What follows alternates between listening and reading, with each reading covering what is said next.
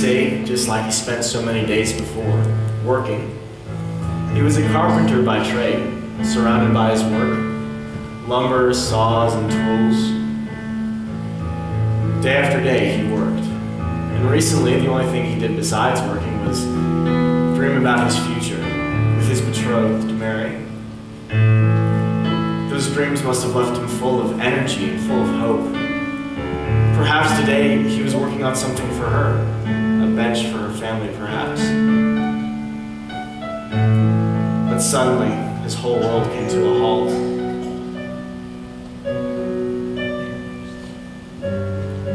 Her father brought the news. All at once, disbelief, fear, anger, resentment, and confusion, sadness.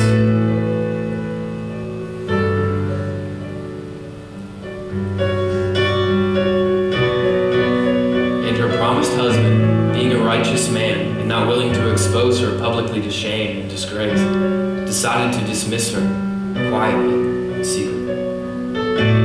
What was it like for Joseph to face shame and disgrace himself, for his family and his friends to think that Mary had been untrue, had betrayed him, to think that he wasn't man enough to do what Jewish tradition would have called for him? He should have had her stoned. They were betrothed after all. But he couldn't. She was just so precious, so pure. Surely she had spoken the truth, he must have told himself. Surely she hadn't. How long did he agonize before finally falling asleep that night?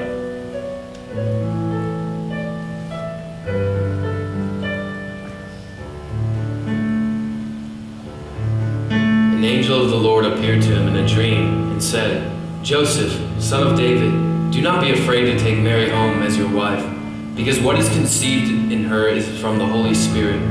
She will give birth to a son, and you are to give him the name Jesus, because he will save his people from their sins." How did he feel when he woke? Anxious? Excited? Yes, he would still take Mary to be his wife. But what did all this mean? Conceived of the Holy Spirit? Jesus? Save his people from their sin? Did Joseph dream of a quiet life, building and working, with Mary at his side, raising a family? And did he now have a feeling that his whole world had been turned upside down? Maybe so. But regardless, he was resolute. He would do just as the angel had said.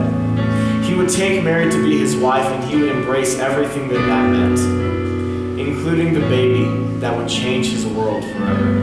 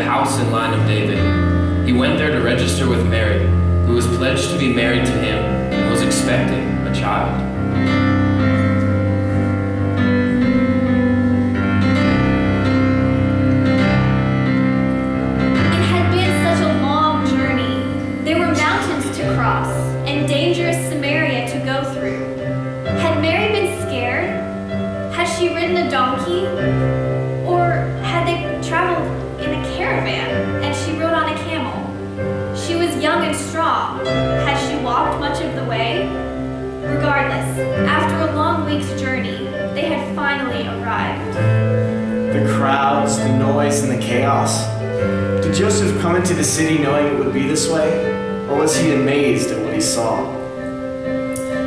His first thought must have been, I have to find a place for Mary to rest, a place to stay for the night. What? No room? It's okay, I'll find another place.